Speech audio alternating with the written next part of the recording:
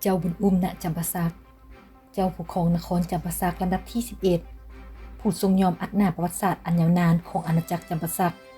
ที่สืบเสื้อสายมายาวนานกว่า200ปีด้วยความเจ็บแสบเสียพระทัยที่สุด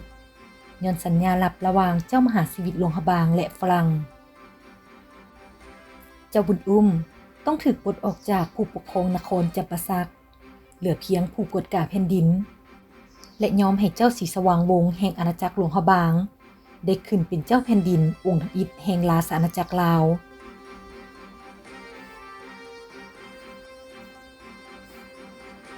เจ้าบุญอุ้มณจำปาสัก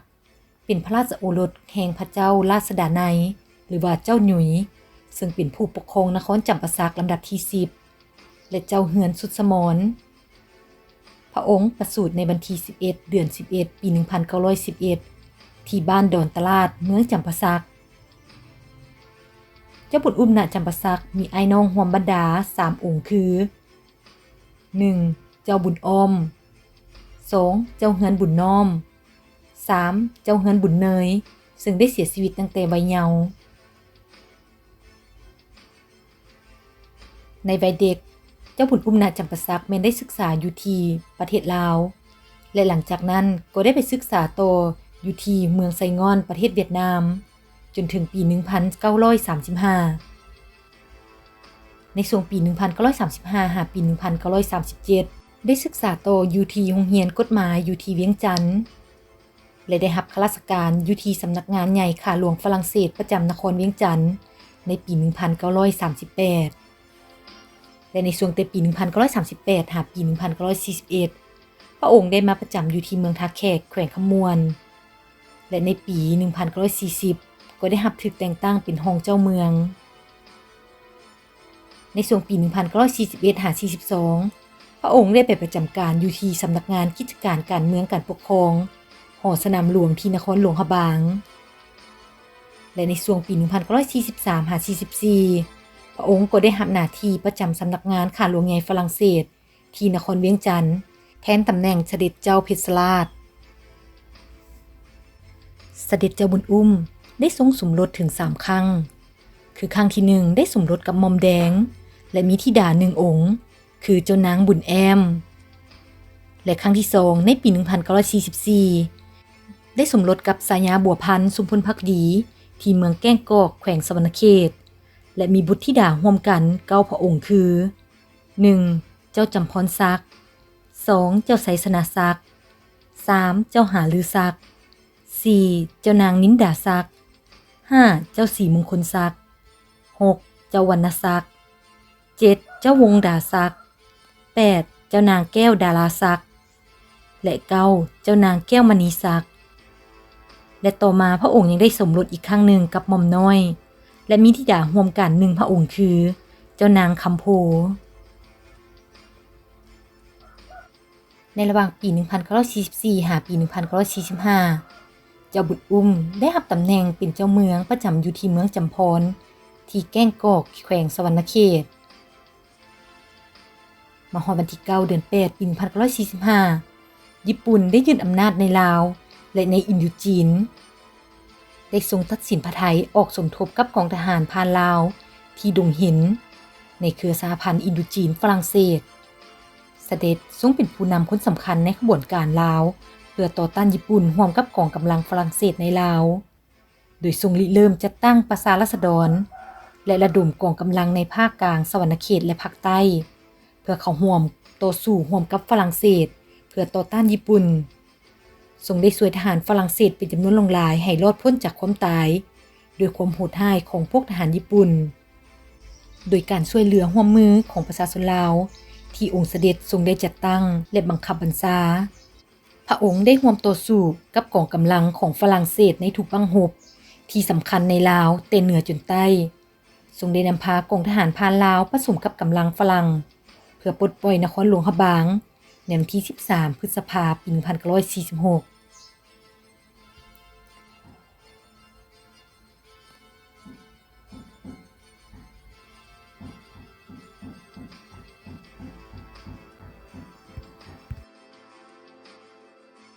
พระองค์ได้ร่วมต่อสู้อย่างพิละอาจหาญกับกองกำลังกองทัพฝรั่ง ฉะนั้นพระองค์จึงได้รับการย่องย่อสรรเสริญจากกองทัพฝรั่งเศสหลายครั้งและมาฮอดเดือนพฤษภาคมปี 1946 แผ่นดินลาวทั้งหมดก็ได้ถูกฝรั่งเข้ามาปกครองอีกเป็นครั้งที่2รัฐบาลฝรั่งเศสซึ่งผ่านทานข้าหลวงใหญ่ประจำลาวได้แสดงเจตนาในการจะทอนโฮมประเทศลาวให้เป็นอันหนึ่งอันเดียวกันและเสด็จเจ้าบุญอุ้มเองก็ทรงเห็นพร้อมกับนโยบายของฝรั่งเศสหลังจากได้ร่วมกับทหารฝรั่งปลดปล่อยประเทศลาวออกจากแอกปกครองของญี่ปุ่นแล้วเสด็จก็ทรงมั่นพระทัยว่าอย่างน้อยเสด็จก็สามารถกอบกู้เกียรติศักดิ์ศรีและวงศ์ตระกูลไว้ได้จากนั้นก็ได้ทรงไปร่วมประชุมพิจารณาเพื่อเตรียมการอย่างประชามติของประชาชนอยู่เขตภาคใต้ของลาวเริ่มตั้งแต่แข่งขมวนจนฮอดชายแดนเขมรว่าจะเห็นดีให้มีการทอนโฮมลาวแต่เหนือฮอดใต้ซึ่งภายใต้พระบรมโพธิสมภารของพระบาทสมเด็จพระเจ้าชีวิตหลวงพระบางเพียงพระองค์เดียวหรือบ่บรรดาญาติพี่น้องได้มอบความหวังให้กับเสด็จเพียงองค์เดียวถ้าหากขาดเสด็จไปแล้วจำปาสักก็คงจะเป็นเพียงแขวงหนึ่งธรรมดาเท่านั้นในระหว่างการเตรียมการประชุมครั้งที่2อยู่นั้นซึ่งเป็นระยะหัวเลี้ยวหัวโตของการเมืองลาวและในเวลาที่จะมีการพิจารณาและกำหนดบทบาทของราชวงศ์จำปาสักโศกกับบ่เข้าข้างเสด็จเจ้าบุญอุ้มทรงประสวรหนักอันเนื่องมาจากบาดแผลที่ทรงได้รับในช่วงสงครามและในวันที่26 สิงหาคม ปี 1946 เสด็จทรงบรรทมอยู่เทิงเตียงอยู่ที่ห้องหมอเมืองเซโนทรงมีอาการอ่อนเพลียรอท่าเรือบินจะส่งเสด็จไปรับการพยาบาลที่ฝรั่งเศสมาฮอดวันที่27 สิงหาคม ปี 1946 อยู่ที่นครเวียงจันทน์เสด็จองค์มงกุฎราชกุมารเสด็จเจ้าศรีสว่างวัฒนาและทานข้าหลวงใหญ่ฝรั่งเศสประจำลาวทานเดอลายมงก็ทำพิธีเซ็นสัญญาอันที่เอิ้นว่ากำหนดพื้นฐานของการสร้างรัฐใหม่ที่เป็นเอกภาพเอกราชภายในเครือสหพันธ์อินโดจีนฝรั่งเศสซึ่งในด้านกฎหมายเอกสารนี้แม้นมีลักษณะชั่วคราวเท่านั้นเนื่องด้วยเหตุว่าเพื่อจะให้สอดคล้องกับความมุ่งมั่นปรารถนาของประชาชนลาวทั้งชาตินั้นเอกสารจำต้องได้ผ่านมติของขบวนการนิติบัญญัติสากลท่านเดอไลมงก็มีคำเห็นว่าการทอนโฮมลาวให้เป็นอันหนึ่งอันเดียวจะเกิดขึ้นและปฏิบัติได้จะต้องได้รับความเห็นดีชอบในการยอมสละสิทธิ์ที่จะครองอาณาจักรจำปาสักของเสด็จเจ้าบุญอุ้มสากลแล้วในวันที่27 สิงหาคม ปี 1946 นั่นเองท่านเดอไลมงจึงได้หิ้มห้อนเชิญเสด็จเจ้าศรีสว่างวัฒนาองค์มงกุฎราชกุมารเสด็จโดยเรือบินพิเศษไปที่เซโนท่านเดอไลมงได้พยายามอธิบายเหตุการณ์สู่เสด็จเจ้าบุญอุ้มฟังให้ทรงเข้าพระทัยและให้ลงพระนามร่วมลงสัญญาอันที่เอิ้นว่าสัญญาต่อท้ายเพื่อเป็นการเห็นดีเห็นชอบระหว่างข้าหลวงใหญ่ฝรั่งเศสประจำอินโดจีนและพระบาทสมเด็จพระเจ้าชีวิตลาวซึ่งฐานะของเสด็จเจ้าบุญอุ้มจะต้องเป็นไปตามนี้คือข้อที่1เสด็จเจ้าบุญอุ้มทรงรักษาไว้ด้วยการสืบเชื้อสายโดยกงทางเพศชายนามยศเจ้านครจำปาสักข้อที่2ตำแหน่งหรืออภิสิทธิ์ต่างๆของเจ้านครจำปาสักจะเป็นรองลงมาโดยกงจากเจ้าชีวิตและองค์มงกุฎราชกุมารข้อที่3เสด็จเจ้านครจำปาสักจะทรงได้รับงบประมาณใช้จ่ายสำหรับบริหารเวียกงานและการอำนวยความสะดวกประจำปีจากงบประมาณแห่งพระราชอาณาจักรลาวเท่ากับ2/3ของพระราชวังเสด็จเจ้านครจำปาสักจะทรงได้รับด้านวัตถุสถานที่ประทับไฟฟ้ารถยนต์ประจำพระองค์พร้อมด้วยผู้ขับข้อ4เจ้านครจำปาสักอิงตามสิทธิทรงเป็นองค์กวดการราชการการเมืองและการปกครองของพระราชอาณาจักรลาวต่างพระเนตรพระกันของพระบาทสมเด็จพระเจ้ามหาชีวิตและเสด็จจะทรงขึ้นโดยกงกับพระเจ้ามหาชีวิตข้อที่5เพื่อเป็นการทอนโฮมลาวเสด็จเจ้านครจำปาสักจะต้องสละสิทธิ์ในการขึ้นครองราชอาณาจักรจำปาสัก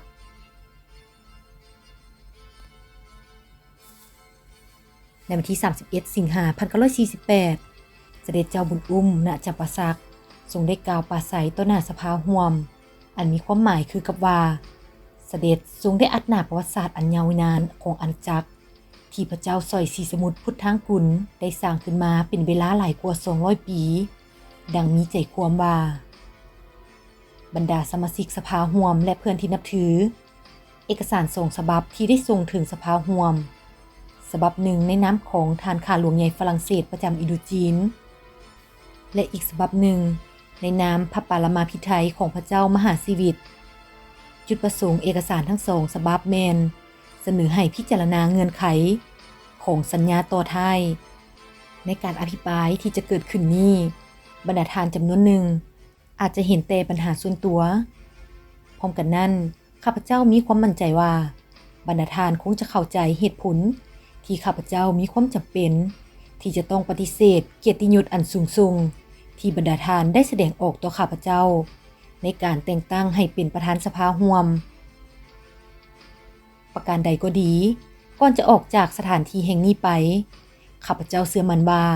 มันเป็นหน้าที่ของข้าพเจ้าในนามผู้ร่วมเซ็นสัญญาต่อท้ายผู้ที่3ข้าพเจ้าจะขอกล่าวต่อบรรดาทานอันอาจจะเป็นคำอำลาข้าพเจ้ายอมรับฐานะนันดรศักดิ์เจ้านครจำปาสักก็เนื่องจากว่าข้าพเจ้ามั่นใจว่ามันเป็นการถูกต้องและเป็นธรรม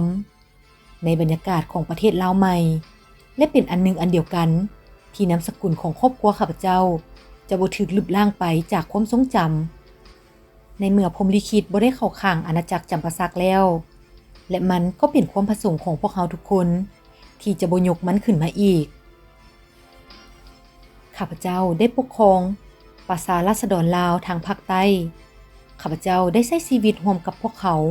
ในเวลาอันยาวนานในเวลาบ้านเมืองประสบความยุ่งยากจากศึกสงครามข้าพเจ้าได้ร่วมรบเคียงบ่าเคียงไหล่กับลูกหลานของพวกเขาบรรดาทานคงจะบ่สงสัยว่าข้าพเจ้ารักพวกเขาอย่างสุดหัวใจข้าพเจ้าได้ยอมรับตำแหน่งเป็นผู้กวดกาด้านการเมืองและการปกครองก็เพราะว่าข้าพเจ้าสำนึกในความผูกพันกับพวกเขาในเมื่อได้รับศรัทธาเชื่อถือจากพวกเขาข้าพเจ้าจึงกล้าตัดสินใจรับเอาความรับผิดชอบในอนาคตของข้าพเจ้าขอเรียกร้องให้บรรดาทานทั้งหลายจงพิจารณาว่าข้าพเจ้าแม่นมีเหตุผลหรือบ่ที่จะรับเอาความรับผิดชอบอันนั้นข้าพเจ้าขอขอบใจรัฐบาลฝรั่งที่ได้ตัดสินใจเปิดเผยสัญญา